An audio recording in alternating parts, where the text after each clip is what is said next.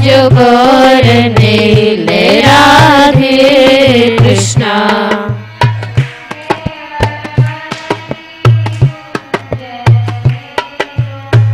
गैवर one की कुंजन में दो,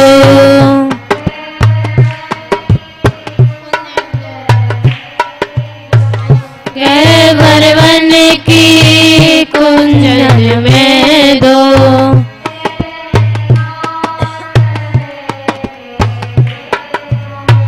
रतन सिंहासन बैठे हैं दो,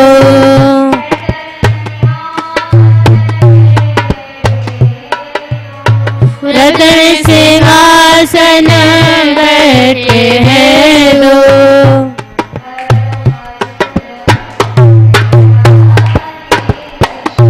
भजो मधुर मधुर राधे कृष्णा।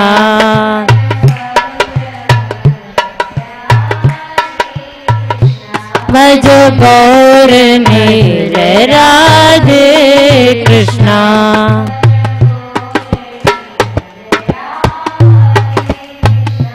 भजो गौर नील राधे कृष्णा।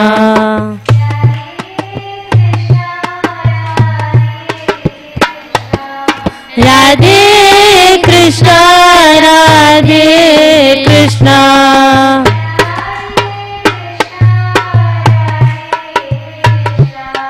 राधे कृष्णा राधे कृष्णा।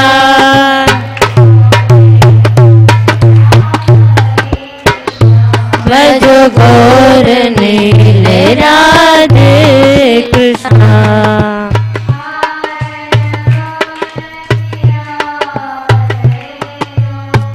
हाथन कमल फिरावत है दो,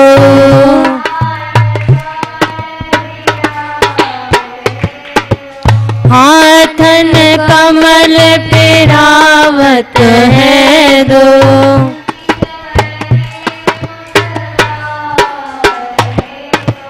चितवन में मुस्कान, चितवन में मुस्कावत है दो, चितवन में मुस्कावत है दो। भजो परम रसिक राधे कृष्णा।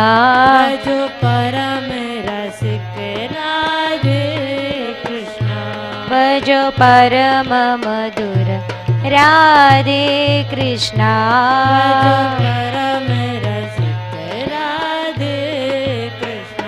भजो गौर नील राधे कृष्णा। भजो गौर नील राधे कृष्णा। राधे कृष्णा राधे कृष्णा। राधे कृष्णा राधे कृष्णा। राधे कृष्णा राधे कृष्णा। राधे कृष्णा राधे कृष्णा। भजो गौर नील राधे कृष्णा। भजो गौर नील राधे कृष्णा। मोहन दायिता अंश बाहुकृति। मोहन दायिता अंश बाहुकृति। मोहन दायिता अंश बाहुकृति। मोहन दायिता अंश बाहुकृति। प्रिया नखर नख पुष्प कुरेदति। प्रिया नखर नख पुष्प कुरेदति। प्रिया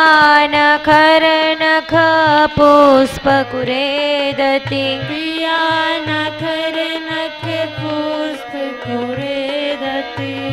भजो मुखर नयन राधे कृष्णा। भजो मुकुर नयन राधे कृष्णा। भज मुखर नयन राधे कृष्णा। भज मुकुर नयन राधे कृष्णा। भजो गो कृष्णा भज गौर नील राधे कृष्णा राधे कृष्णा राधे कृष्णा राधे कृष्णा राधे कृष्णा राधे कृष्णा राधे कृष्णा राधे कृष्णा राधे कृष्णा भजो गौर नील राधे कृष्णा भज गौर नील राधे कृष्णा।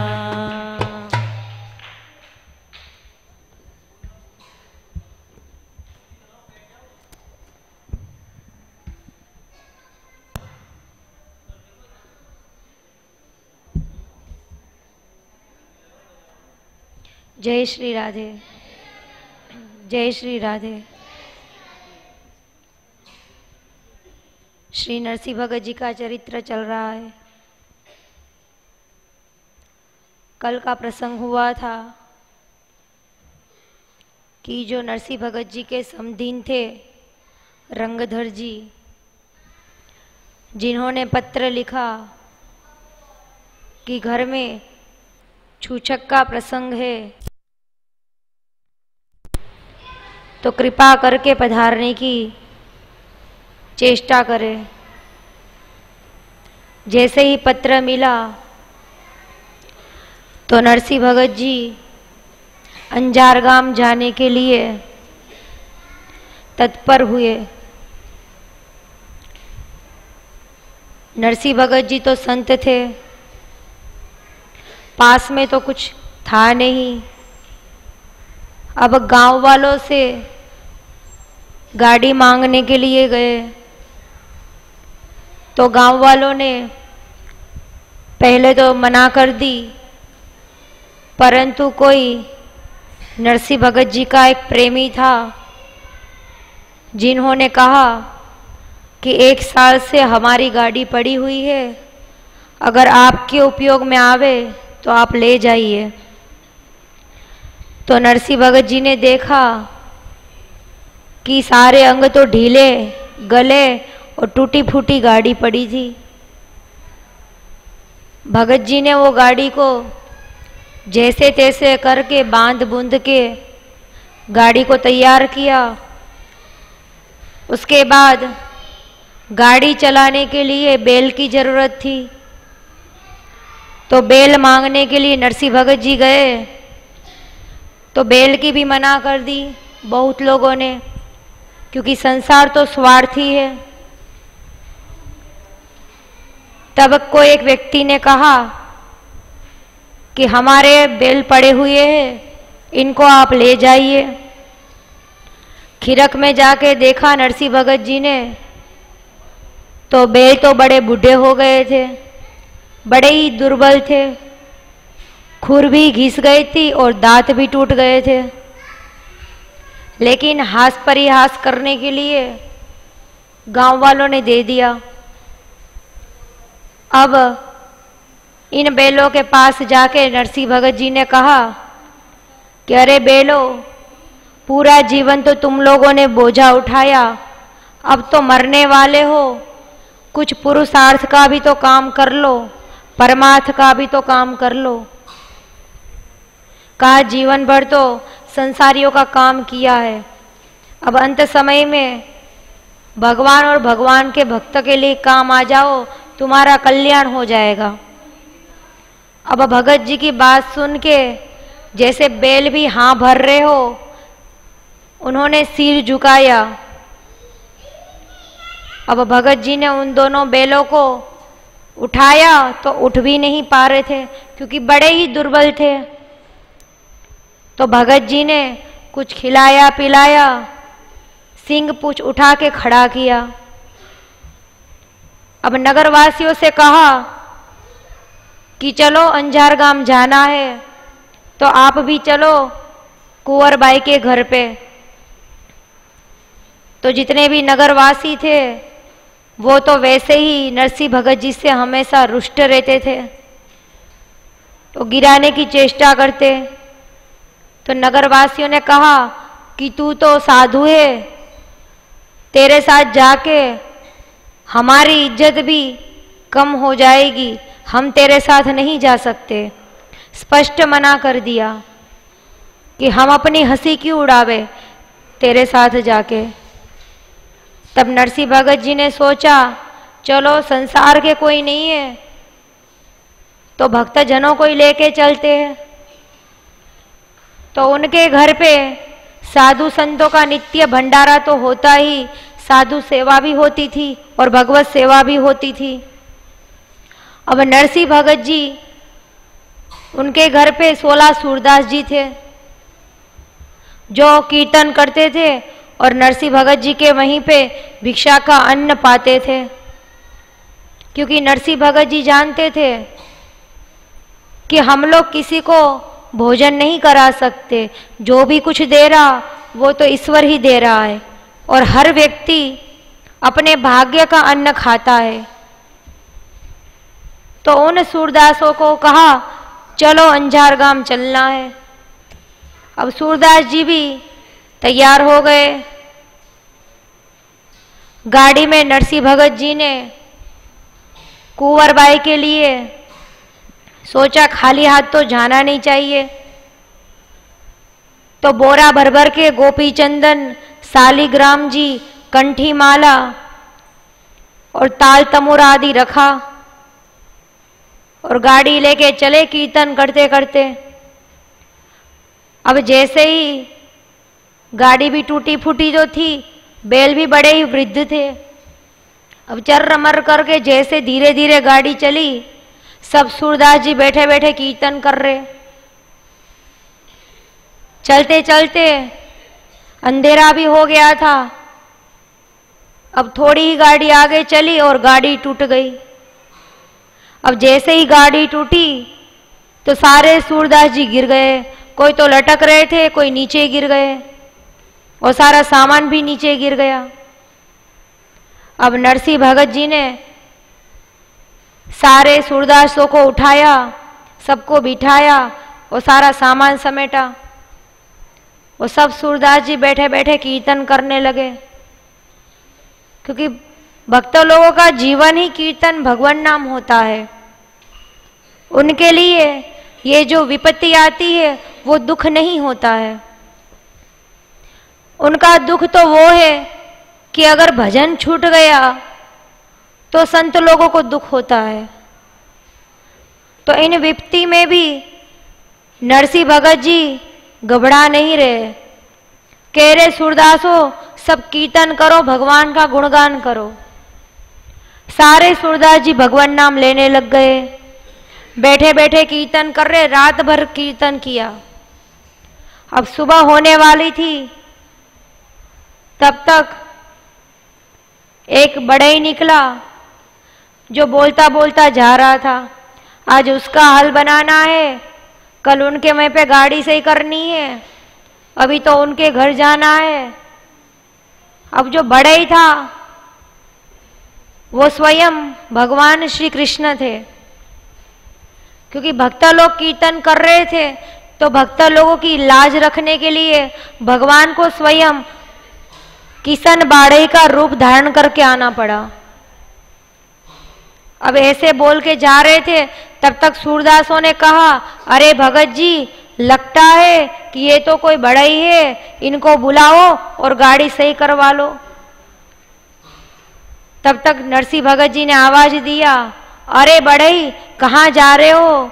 अगर आपके पास समय हो तो थोड़ा समय हमारे पास भी आ जाओ। अब बड़े आया तो नरसिंह भगत जी ने कहा कि देखो हमारी ये गाड़ी टूट गई है, अगर आप इसको सही कर सको तो जल्दी से कर दीजिए। बड़े ने कहा मैं तो विश्व करता हूँ, अभी तुरंत कर देता हूँ इस गाड़ी को सही। और ठाकुर जी ने कहीं से कील ठोकी, कहीं इधर उधर मारा और कर दी गाड़ी थोड़ी देर में सही। अब नरसिंह भगत जी सब सूरदास जी प्रसन्न हो गए।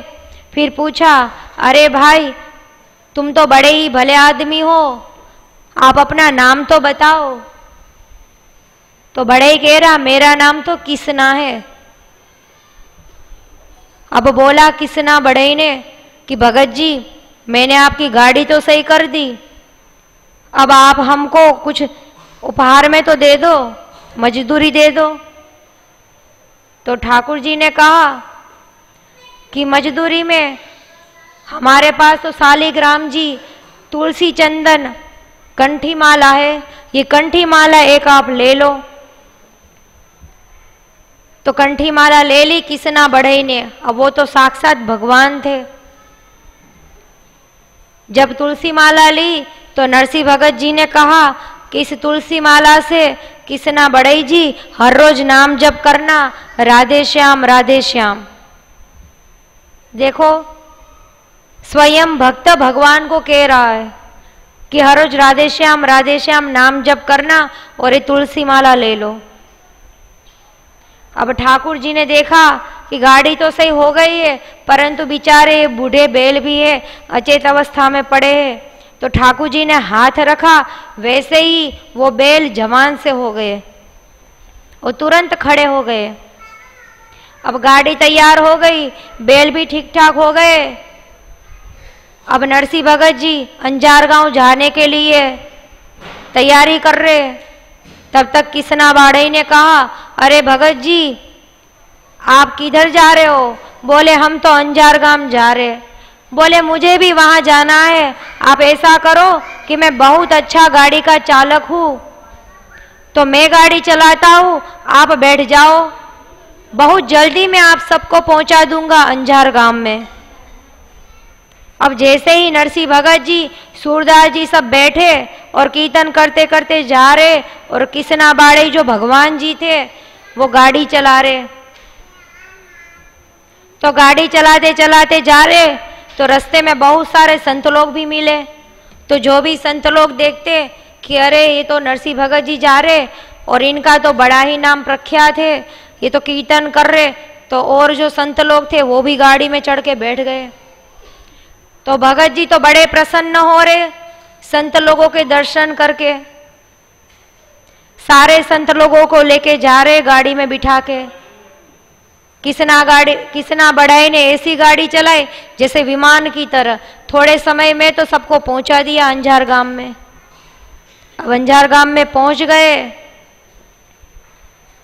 तो जो पुरोहित जी था जिन्होंने पत्र दिया था नरसिंह भगत जी को, पुरोहित जी पहचान गए, अरे भैया ये तो नरसिंह भगत जी है।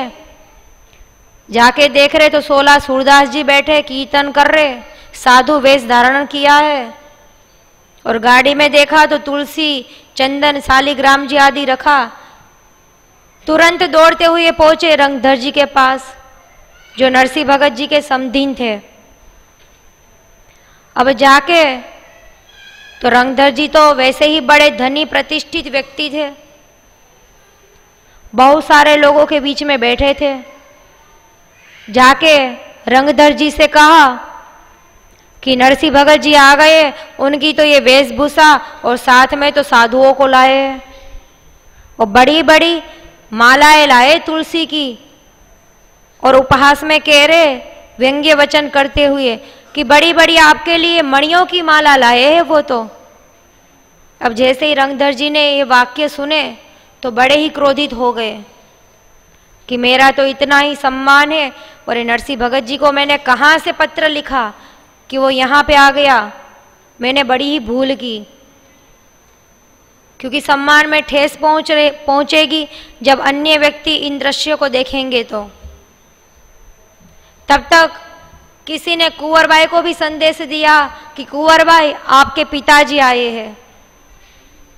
कुंवर भाई तो बड़ी ही प्रसन्न हो गए कि अरे मेरे पिताजी आ गए हैं।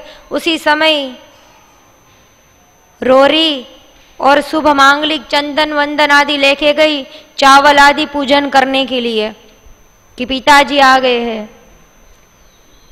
और उनके साथ अन्य गांव की स्त्रियां भी गई। अब कीर्तन करते करते गई वो भी सब। जाके देखा नरसिंह भगत जी को बड़े ही प्रसन्न चित्त से रोरी लगाया, अक्षत लगाया और मांगलिक गीत गा रहे थे। जब रोरी चंदन लगाया और एक साथ में मीठा मुंह करवाने के लिए गुड़ की भेली भी ले गई थी एक। तो जब नरसिंह भगत जी को दिया तो नरसिंह भगत जी ने कहा, बेटी मेरे पास तो इतने साधु संत लोग हैं, एक भेली गुड़ से क्या होगा, ये कम से कम 80 सेर कलेवा और इनकी सभी के लिए वस्त्र भी चाहिए, इन भक्तों की सेवा कर तू। अब जब ये बात सुनी तो नगर की जो स्त्री साथ में गई थी सब हंसने लगी और कहने लगी, हंसी नारी अंजार की सुनी नरसी के बेन, उल्टो मांगे कापड़ा आयो छोछक देन। कि बेटी को देने के लिए आया है कि मांगने के लिए आया है, ये तो उल्टा ही हमसे कपड़े मांग रहा है। इनको तो बेटी के घर पे पुत्र का जन्म हुआ है तो इनको तो खूब सामान देना चाहिए, वस्त्र आदि देना चाहिए, परंतु ये तो उल्टा काम कर रहा है, हमसे ही मांग रहा है। बड़ी हंसी उड़ाई नरसिंह भगत जी की और कुंवरबाई की। अब कुंवरबाई से ये सब बातें देखी नहीं गई, वो बड़ी ही उदास हो गई और कहने लगी, पिताजी मुझे वैसे भी सब लोग मुंडे की बेटी कह के सब लोग खिजाते हैं, चिढ़ाते हैं और बार बार सब लोग गाली देते हैं आपको, क्योंकि उनकी सास, ननंद, देवरानी, जेठानी सभी लोग हर समय कहते कि तू तो मुंडे की बेटी है, तेरे पिता तो भिक्षा का अन्न ग्रहण करते हैं और भिक्षुक बन गया है, साधु बन गया है और सिर्फ झांझ करताल कुटना ही जानता है। तो ऐसे व्यंग्य वचन कहते रहते थे परिवारी लोग। तो कुंवरबाई बड़ी ही उदास हो गई। तो उसके पिता ने कहा कि बेटा उदास ना हो। बोले, क्या करूं पिताजी, आप इस वेश में आए हो, हमें बड़ा ही दुख हो रहा है कि आपको कलंकित करेंगे। इससे अच्छा है कि अभी तो आप हमारे घर में भी प्रवेश नहीं किया, गांव के बाहर ही हो, आप अभी इसी समय घर पे चले जाओ वापस जूनागढ़ पे।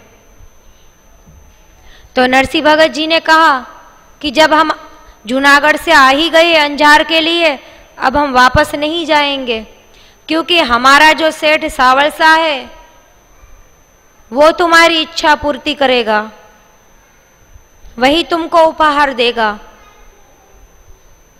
तो अब कुंवरबाई वापस घर पे जाती है, लेकिन रंगधर जी ने जब सुन लिया कि समधिन आए हैं परंतु उनका सम्मान करने के लिए, सत्कार करने के लिए भी नहीं आए, तो ये जितने भी नरसिंह भगत जी के साथ साधु संत थे सब लोग नगर के बाहर ही पेड़ पौधों के नीचे बैठ गए, क्योंकि आने के लिए किसी ने निमंत्रण नहीं दिया। अब जब भक्त लोग बैठ गए तो कहने लगे कि चलो कीर्तन करते हैं यहीं पे बैठ के, कोई आवे चाहे मत आवे। सब कीर्तन करने लग गए, भूखे प्यासे तो थे ही। तो ठाकुर जी ने ऐसी लीला किया कि जितने भी कांटे बबूल के जितने भी पेड़ थे उन सब पेड़ में दिव्य फल लग गए, और ऐसे फल लग गए लूमे झूमे खूब। और नरसिंह भगत जी ने सारे साधु संतों को ठाकुर जी का भोग लगा के जामुन, केला, अमरूद आदि ग्रहण किया, क्योंकि भगवान हमेशा भक्तों की रक्षा करते हैं, उनका ख्याल करते हैं, योगक्षेम वहाम्यहम करते हैं। फिर नरसिंह भगत जी ने कहा, कुंवरबाई तुम जाओ और तुम्हारी सासू जी से कहो कि जो भी चीज चाहिए उन सामग्री के लिए चिट्ठी लिख के और हमको भेज दे। अब कुंवरबाई गई घर पे, जाके अपने परिवार के लोगों से कहा कि मेरे पिता ने कहा है कि आप लोग जितनी भी वस्तु चाहिए, चाहे कितनी ही चाहिए, समस्त वस्तु का चिट्ठा बना के दे दो और उत्तम से उत्तम वस्तु लिख दो, ये मेरे पिता की आज्ञा है। अब तो इनका जो देवर था नारायण, वो चिट्ठा लेके आया और सासू, जेठानी, देवरानी और नगर परिवार के लोग सब बैठे और चिट्ठा लिखना शुरू किया। तो चिट्ठा बनाने के समय लिखा, सब लोग सम्मति देने लगे कि जब नरसिंह भगत जी ने कहा ही है तो लिख दो, लिखने में क्या जाता है, ये तो पता ही है कि वो तो भीखमंगा है, कितना ही बड़ा चिट्ठा लिखा दो, ये तो हास परिहास मात्र है।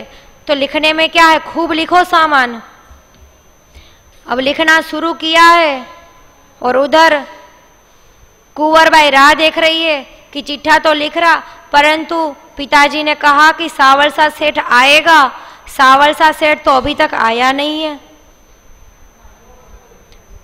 तो कहती है कुंवर बाई, तुम पे तो कछु दिसे नहीं और सूरा साथ में लाया।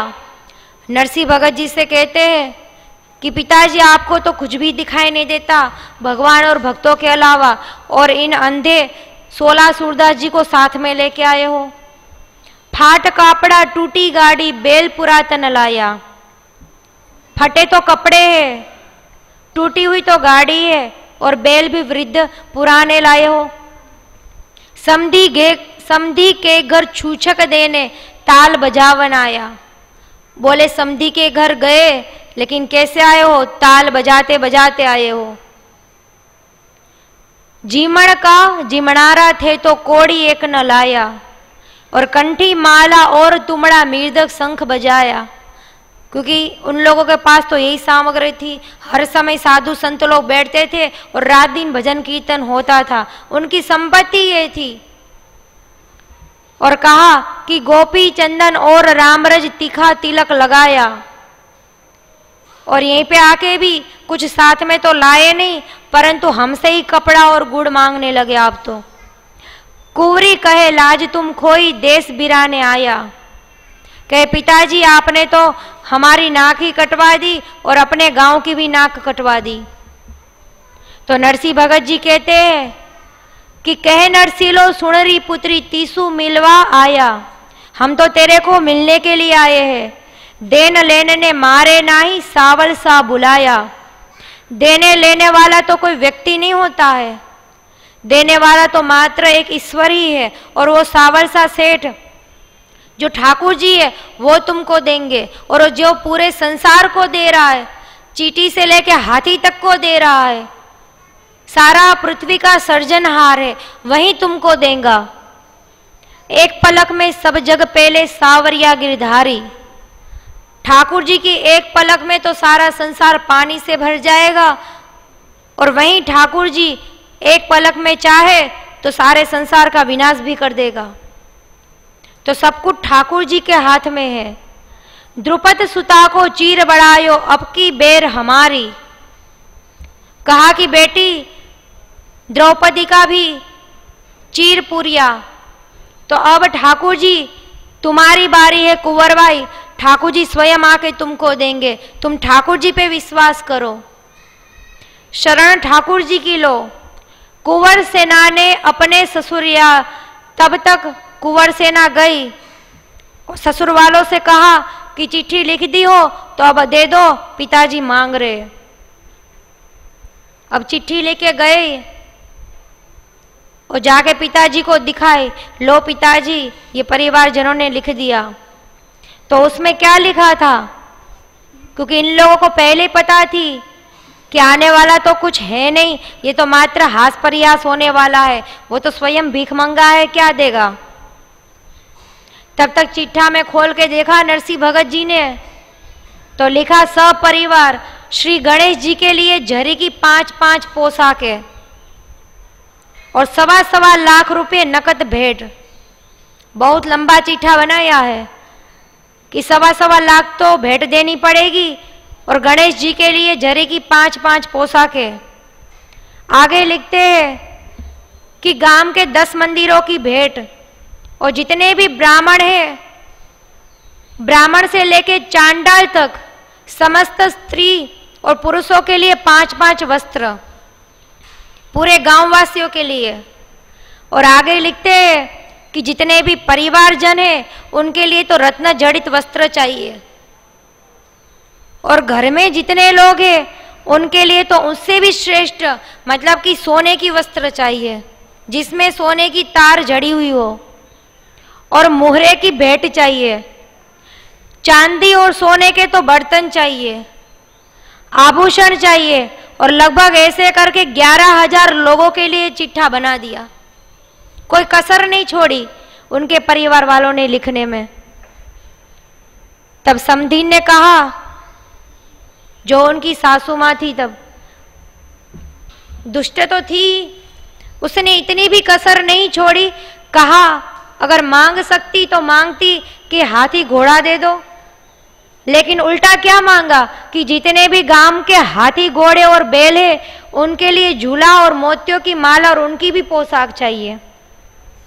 अब कितनी दुष्टता की भी कोई हद सीमा होती है, पूरी दुष्टता दिखा दी। गाय बैल हाथी मांगती, उसके बदले मांगा कि उनके भी कपड़े चाहिए। जहां तक जिस चीज की कल्पना ना हो वहां तक चिट्ठा बना दिया। अब ठाकुर जी ने, नरसिंह भगत जी ने वो चिट्ठा लेके ठाकुर जी के चरणों में अर्पण कर दिया। लो ठाकुर जी, जो आप चाहो सो करो, जो भी चीज है, जो लज्जा है वो तो आपके हाथ में है, रखनी ना रखनी आपकी इच्छा। ठाकुर जी के हाथ में रख दिया। लेकिन नरसिंह भगत जी ने फिर भी एक बार पूछा कि बेटी फिर भी अपनी सासू माँ से जाके पूछ ले कि कोई चीज बाकी तो नहीं रह गई चिट्ठा में। तो जैसे ही कुंवर बाई गई अपनी सासू माँ के पास और जाके कहा कि माता जी कोई चीज बाकी रह गई हो तो लिख दो, मेरे पिताजी ने कहा है। अब सासू माँ हुई बहुत क्रोधित, गुस्से में आके कहा कि लिख दे उसमें कि मेरे पैर धोने के लिए चांदी की और स्नान करने के लिए सोने की 2-2 सिलाई भेज दे। अब चिट्ठा में वो भी लिखवा दिया। जब ये गए कुंवरबाई ने फिर कह दिया पिताजी, माताजी ने कहा है कि सोने चांदी की तो उनको सिलाई चाहिए स्नान करने के लिए। हालांकि घर में तो कुछ था नहीं, लेकिन फिर भी इतनी बड़ी चीजें मांग रही है।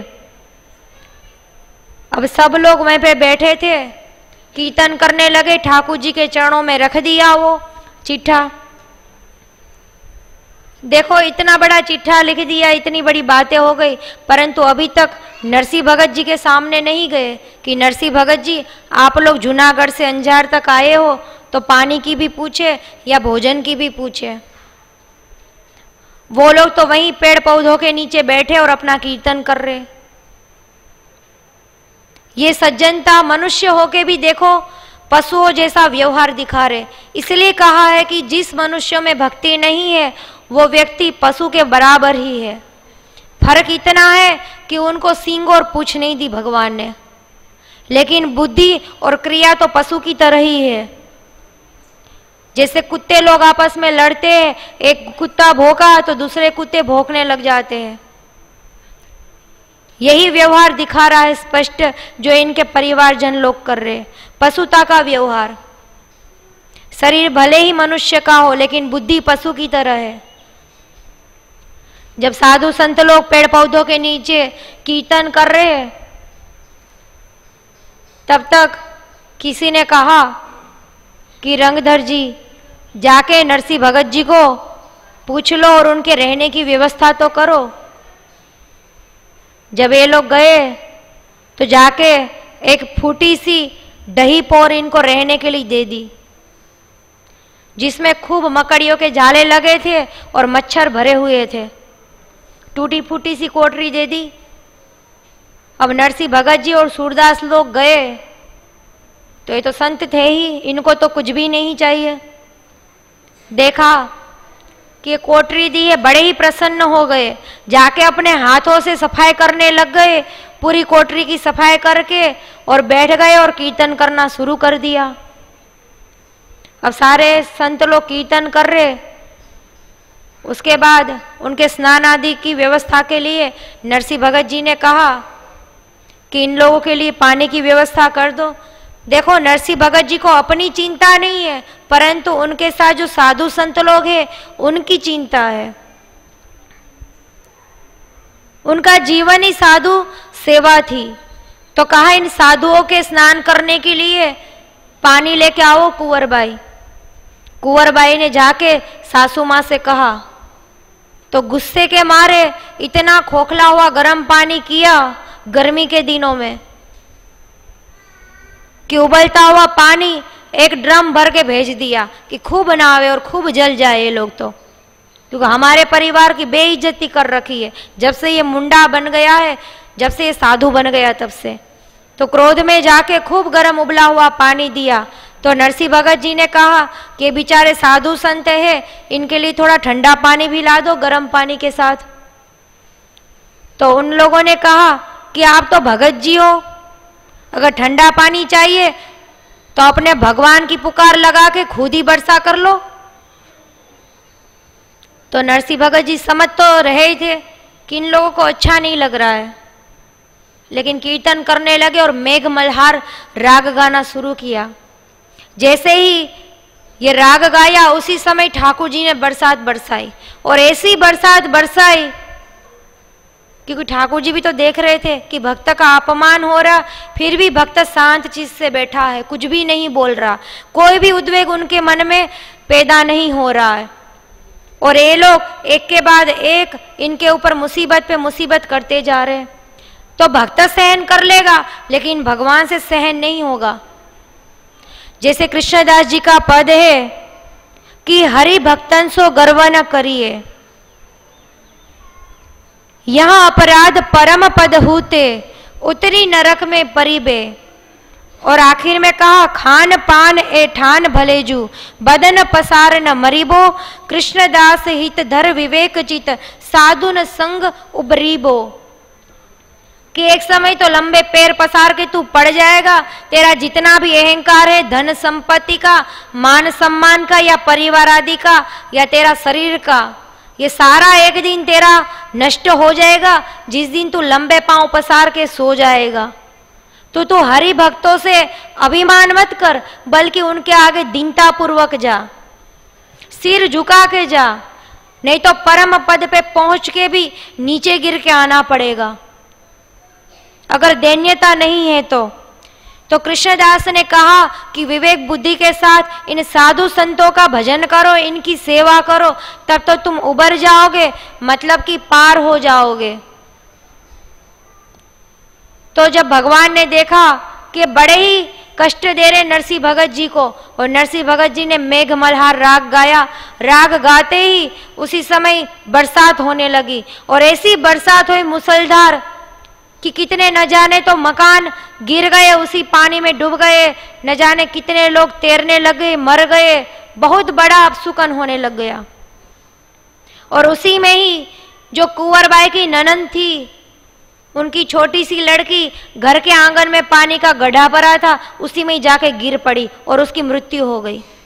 अब परिवार जन भी दुखी होने लगे कि भैया वो क्या करे, सब नष्ट भष्ट होने लगा है, लेकिन आंख फिर भी नहीं खुल रही है कि ये तो भगवान के चमत्कार है। अब नरसिंह भगत जी के पास जाके उसकी ननद ने माफी मांगी, कुछ सज्जन लोग भी थे, उन्होंने जाके क्षमा मांगी कि हे नरसिंह भगत जी आप हमें क्षमा करो। परंतु इनके जो परिवार के लोग थे कुंवर साहब के, वो कोई भी नरसिंह भगत जी के आगे झुक नहीं रहे। तब नरसिंह भगवान जी ने भगवान से प्रार्थना किया, और जो उनकी पुत्री मर गई थी उनको भी ठाकुर जी की कृपा से वापस मरी हुई लड़की को जिंदा किया, जीवित कर दिया। ये भक्ति के चमत्कार नरसिंह भगत जी दिखा रहे, लेकिन नहीं देखने वालों की तो आंख ही नहीं खुल रही है, क्योंकि वो समझ नहीं पा रहे हैं। पहले कहा था कि जिनको तो भगवान जना दे वही मनुष्य जान सकता है। भक्तों को पहचानना बड़ा ही कठिन है, हर व्यक्ति भक्तों को नहीं पहचान सकता। तब नरसिंह भगत जी ने उनको जीवित किया। उसके बाद स्नान आदि करके भोजन पाने के लिए बैठे। तो भोजन पाने के लिए बैठे तो परिवार के लोग भी थे, और नरसिंह भगत जी के साथ जो साधु संत थे वो लोग भी भोजन ग्रहण कर ले थे। सब लोग भोजन पा रहे, तो जानबूझ के इनके समधी ने क्या किया कि परिवार वालों के लिए तो खूब मिष्टान मेवा आदि पकवान बनाए, और उन भगत जियों के लिए सड़ी वासी सी फूसी खिचड़ी दे दी। जब परोसने लगे तो नरसिंह भगत जी फिर भी कुछ नहीं बोल रहे, लेकिन ठाकुर जी ने क्या किया कि ये लोग कीर्तन कर रहे थे, ठाकुर जी ने उसी कीर्तन से चमत्कार दिखा दिया कि जितनी भी सड़ी हुई खिचड़ी थी बासी, वहीं पे तो खीर के दोने भर गए, और जो वो लोग प्रसाद पा रहे थे वो सामान्य बन गया। अब ये सब साधु तो सपड़ सपड़ खीर खा रहे, और सब सज्जन लोग देख रहे कि अरे हमारी थाली में तो ये रंगधर जी ने बड़ा ही अन्याय किया, सामान्य मेवा पकवान रख दिया, और उन लोगों की थाली में तो बड़ा ही खीर आदि परोस दिया। अब बड़े ही क्रोधित होने लगे, ठाकुर जी ने उल्टा कर दिया।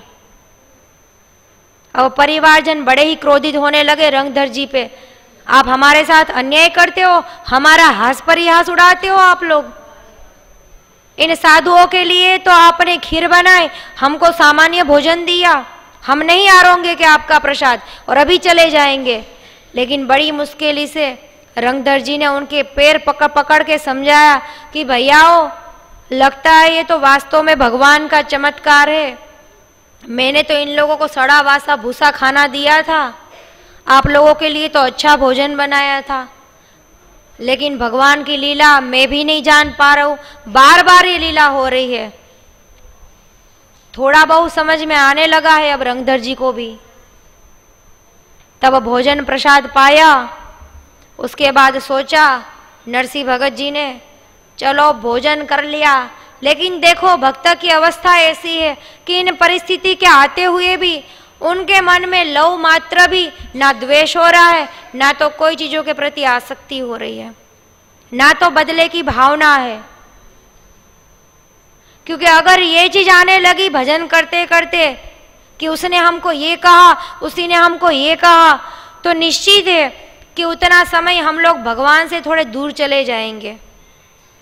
उतना समय का भजन है उसमें घाटा आ जाएगा। और नरसिंह भगत जी का एक चित एक समान है, और भजन अनवरत चल रहा है। भजन में कोई बाधा या घाटा नहीं आ रहा, चाहे कितनी मुसीबत पग पग पे मुसीबत आ रही है। अब नरसिंह भगत जी ने सोचा भोजन कर लिया, चलो अब चलते हैं हम लोग नगर में और नगर संकीर्तन करेंगे, कीर्तन करेंगे और गांव वासियों को भी सुनाएंगे। सारे साधुओं को लेके ढोलक ताल करताल आदि लेके और निकल गए नगर के बाहर और कीर्तन करने लगे। अब समधी ने सोचा अब ये तो मेरी बड़ी ही बेइज्जती करने आ गया है, न जाने अब क्या करेगा नगर संकीर्तन करके। बड़े ही परेशान हो गए और जाके झूठ बोल दिया कि अब किसी भी तरह इनको रुकवाना पड़ेगा, नहीं तो कलंकित करके ही छोड़ेगा हमको। कहाँ से ये आ गया जूनागढ़ से, इनको तो चिट्ठा नहीं भेजते तो ही अच्छा था। जाके नरसिंह भगत जी को झूठ बोल दिया कि नरसिंह भगत जी जो आपके वो सावर सा सेठ कह रहे थे ना, वो आ गए और आपकी प्रतीक्षा कर रहे हैं। अब नरसिंह भगत जी ने जैसे ही नाम सुना सावर सा सेठ का, तो जाके बैठ गए सारे संतों को लेके कि चलो चलो सावर सा सेठ जी आ गए हैं। अब सावर सा सेठ तो जानते ही थे कि तो भगवान स्वयं है, तो सब लोग बड़े दौड़ के गए और जाके वो जो टूटी फूटी कोठरी थी वहीं जाके बैठ गए और राह देख रहे कि कहाँ सावर सा सेठ है, कहाँ सावर सा सेठ है। तब रंगधर जी ने सोचा कि किसी भी तरह पीछा तो छूटा, अब कीर्तन से तो बचे, लेकिन उसने तो झूठ बोला था कि सावर सा सेठ आ गया। लेकिन होनहार की बात थी कि उसी समय भगवान श्री कृष्ण ने सेठ का वेश बनाया और रुक्मणी जी को बोला चलो अब आप भी सेठानी का वेश बनाओ, भक्त की लज्जा जो रखनी है। अब रुक्मणी जी ने सेठानी का वेश बनाया और ठाकुर जी ने सेठ का वेश बनाया। दोनों सेठ सेठानी बन के बड़े दिव्य विमानों में बड़ी ही सामग्री ले लेके और नीचे उतर के आ रहे आकाश मार्ग से, और सब लोग देखते रह गए। जब नीचे उतर के आए और नरसिंह भगत जी के पास गए तो सारे जितने गांववासी है वो भी देख रहे थे कि बड़े बड़े दिव्य विमान उतर के आ रहे और बड़ा ही सुंदर रूप है। ऐसे सेठ सेठानी तो आज तक हमने कहीं देखे नहीं, बड़े ही सुंदर और सोने से पूरे न जाने कितने ही वस्त्र और आभूषणों का श्रृंगार कर रखा है रुक्मणी जी ने और सेठ श्री कृष्ण ने। तब जब वो नीचे उतर के आए, सब लोग पहुंचे, तो ठाकुर जी ने कुछ नहीं बोला, यही बोल दिया नगरवासियों को कि आप लोग आश्चर्य कर रहे हो, आश्चर्य मत करो, हम तो नरसिंह भगत जी के गुमास्ता है, और हमारे जैसे तो उनके मुनीम कारिंदा 360 है। सिर्फ मैं अकेला ही नहीं हूं, 360 मुनीम इनके नौकर चाकर लोग हैं। अब वो लोग तो बड़े आश्चर्य करे, अरे भैयाओ ये तो भीख मांगा और टूटे फूटे कपड़े पहने, और सेठ जी इनके इतने बड़े, और कह रहे एक नहीं बल्कि 360 उनके गुमास्ता है। बड़ा ही इनका व्यापार चल रहा है, और बड़े ही देखो कितने साजवाज इनके रथ घोड़े आदि तो देखो, सब आश्चर्य कर रहे। तब तक उधर उनके देवर जो थे नारायण और ननद आदि कुंवरबाई से लड़ाई झगड़ा कर रहे थे कि अभी तक तो तुमने चिट्ठी तो ले ली, परंतु समय आने वाला है, मुहूर्त हो गया है, अभी तक कुछ भी सामान नहीं दिया तेरे पिता ने। बड़ी ही लड़ाई कर रहे थे, झगड़ा कर रहे। तब तक किसी ने कहा कि अरे उनके तो सेठ आ गए हैं, और सेठानी भी सावल साजी आ गए हैं।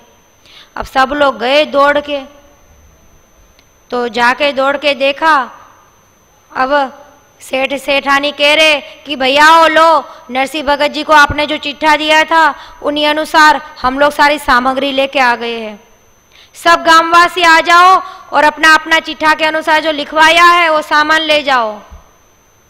अब रुक्मणी जी और ठाकुर जी अपने हाथों से सामान बांट रहे, लेकिन रुक्मणी जी को थोड़ा क्रोध आया, देखा कि भगत जी पे इतना अत्याचार कर रहे और कितने दुष्ट है ये लोग। तो ठाकुर जी ने कहा, अरे रुक्मणी जी क्रोध मत करो, बड़े प्यार से हम लोगों को नरसिंह भगत जी की लज्जा जो रखनी है, आप बड़े प्रेम से अपने हाथों से इन नगरवासियों को ये जो सामान है वितरण करो। अब ठाकुर जी रुक्मणी ने वितरण करना शुरू किया। दोनों क्रमशः वस्त्र आभूषण भेंट कर रहे, गऊ हाथी घोड़े जो जो चीज लिखवाई थी सब कुछ दिया सब लोगों को, और सब लोग बड़े ही प्रसन्न चित्त से ले रहे। उनके जो जेठानी देवरानी आदि थी वो भी बड़ी प्रसन्न हो रही, पहले तो सामानों को देख के, क्योंकि बहुत सारा सामान लिखवाया था। तो सोना चांदी की साड़ी आदि वादि बर्तन देख के बड़े ही प्रसन्न हो गई, लेकिन एक तरफ प्रसन्नता भी है सामान को पाके, क्योंकि लोभी तो थी, इनको तो यही सब चाहिए, लेकिन क्रोध भी कर रही, द्वेष भी कर रही। क्यों कर रही कि अब तो ये बहुत बड़े घर की सच में निकली कुंवरबाई, इनका तो बड़ी ही इज्जत, और देखो कितना सामग्री है, इनके आगे हम लोग तो फीके पड़ गए भैयाओ, लगता है घर में अब हमारी कम हो जाएगी इज्जत। इस दृष्टि से ईर्ष्या करने लगी। अब ठाकुर जी ने तो ऐसा किया कि जो जो सामग्री नहीं लिखवाई थी चिट्ठे में, सुपारी तक भी लाके बोरा की बोरा रख दी कि ये ले लो, ये तुम लोगों ने चिट्ठे में नहीं लिखी थी, फिर भी हम लोग लाए हैं। सारा सामान दे दिया। सब स्त्रियां गांव के लोग बड़े प्रसन्न हुए, गीत गाने लगे मंगल। अब ठाकुर जी और रुक्मणी जी भी सबसे विदा होके सामान वितरण करके चले गए। तो जो बगल में एक रहती थी उनकी ननंद पड़ोसन, उनको कुछ भी नहीं मिला था, क्योंकि वो आई नहीं थी, तो कुछ भी सामान नहीं मिला। तो उसने जाके कहा कि भैया मेरे को भी सामान चाहिए, सामग्री मुझे भी दो। अब सेठ सेठानी तो दोनों चले गए। अब सोचे जेठ जेठानी दोनों कि ये बड़ा ही मौका मिल गया है, इसी बहाने इसकी बेइज्जती कर दो कुंवरबाई की। तो सब बोलने लगी ननद आदि कि हाँ भैयाओ, जब तक इनकी इच्छा पूर्ति नहीं करोगे, इनको योग्य सामग्री नहीं दोगे, तो हमको जो सामग्री दी वापस ले लो, हमें नहीं चाहिए सामग्री, पहले इस ननंद को दिलाओ आप। अब कुंवरबाई सोच रही कि क्या करे, जाके पिताजी को कहा कि पिताजी ऐसी ऐसी बात है। तो नरसिंह भगत जी ने कहा कि जब इतनी बड़ी लाज ठाकुर जी ने रख दी है तो आगे ठाकुर जी जाने, अगर ठाकुर जी नहीं आएंगे तो उसकी ठाकुर जी की लाज जाएगी, हमारी क्या है। ठाकुर जी का ही नाक कटेगा, क्योंकि ठाकुर जी ने पहले इतना सामान दिया है, और अब नहीं आएगी तो भी ठाकुर जी की इच्छा। हम तो बीच में कोई नहीं है पढ़ने वाले, ठाकुर जी जाने और ये लोग जाने, हम तो मात्र कीर्तन करेंगे। जब कीर्तन करने लगे तो ठाकुर जी ने ये बात सुनी तो रुक्मणी जी ने कहा भैयाओ ऐसी बात है, चलो चलो वापस चलते हैं, नहीं तो नरसिंह भगत जी की बेइज्जती होगी। और हे भगवान, जब भक्त पे कोई संकट आएगा तो आप भी कष्ट में हो जाओगे, चलो चलो वापस चलते हैं और उनकी भी इच्छा पूर्ति करते हैं। अब ठाकुर जी वापस नीचे आए सेठ सेठानी बन के और कहा कि जिसको जो चाहे ले लो। लेकिन ठाकुर जी बड़े ही क्रोध में आ गए थे, क्योंकि बार बार भक्तों को गिराने की चेष्टा कर रहे। ठाकुर जी ने कहा कि अब तो जो भी बाकी हो गांव के लोग सब ले लो। और ऐसे कह के सेठ सेठानी ने क्या किया कि आकाश मार्ग से खूब थान के थान कपड़े के नीचे गिरने लग गए, वस्त्र आभूषण आदि गिरने लगे, बर्तन आदि गिरने लगे, सोने की मोहरों की वर्षा कर दी। और ऐसी वर्षा की कि जितने भी लोग हैं उनके किसी के तो हाथ टूट गए, किसी के तो पेट टूट गए। इतनी वर्षा कर दी कि जिसको जो चाहे जितना चाहे खूब पेट भर के लो। अब बहुत बड़ा नुकसान हुआ, बहुत सारे लोगों को तो चोट भी लग गई, क्योंकि वजन इतना था, थान के थान आकाश मार्ग से गिर रहे। तब सब लोगों ने हाथ जोड़ा और कहा कि सत्य बात है, ये तो भगवान ही स्वयं कर रहा है और नरसिंह भक्त की जो भक्ति है उनके प्रताप से ये सारा कार्य हो रहा है। हम लोग तो बड़े ही अपराधी हैं। अब सबकी आंख खुल रही है। जब ठाकुर जी ने ये चमत्कार दिखाया तब सबने जाके नरसिंह भगत जी के पास जाके माफी मांगी, चरणों में पड़े, गिड़गिड़ाने लगे कि हे नरसिंह भगत जी, बस अब बहुत मिल गया, अब तो किसी भी तरह आप ये वर्षा बंद करवाओ, नहीं तो हम लोगों की निश्चित है कि मृत्यु हो जाएगी। कितने लोगों के तो घर मकान के छप्पर भी टूट गए। तब नरसिंह भगवान ने प्रार्थना किया कि हे प्रभु, ये बेचारे अबोध जीव है, अज्ञानी है, अविवेकी है, इन पे आप कृपा करो। ठाकुर जी ने वर्षा बंद कर दी और कहते हैं कि जितना भी सामान नीचे गिरा था तो बहुत लोगों ने गिना भी तो 56 करोड़ मोहरे थी, और सामग्री तो अलग, 56 करोड़ तो सिर्फ मोहरे थी। इतनी बरसात की थी ठाकुर जी ने। और कोई कोई तो कहते हैं कि उनकी गिनती ना हो सके, इतना सामान ठाकुर जी ने बरसाया था। तो ठाकुर जी ने लीला करके दिखाया। कहते हैं भक्तमाली कि आज भी वर्तमान में भी अंजार गांव में जब जमीन की खुदाई होती है तो कहीं कहीं ये सामग्री आज भी उपलब्ध होती है। किसी को मुहरे मिलती है, किसी को कुछ मिलता है।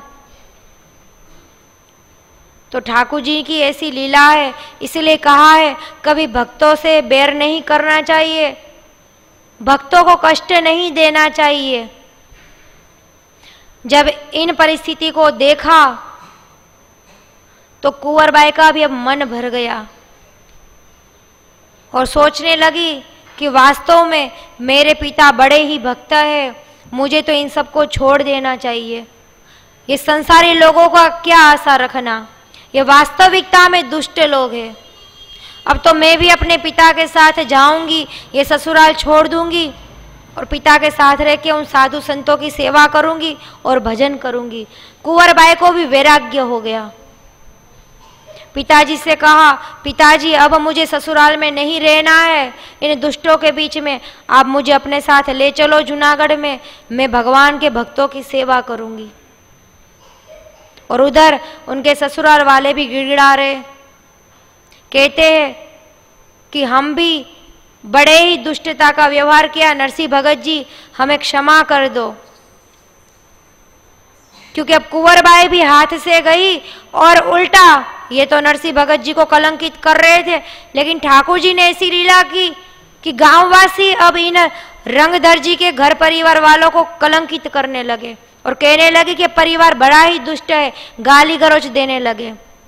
इसलिए कभी भक्तों के साथ बुरा व्यवहार नहीं करना चाहिए, नहीं तो निश्चित है एक दिन उलट के तुम पे ही आ जाएगा।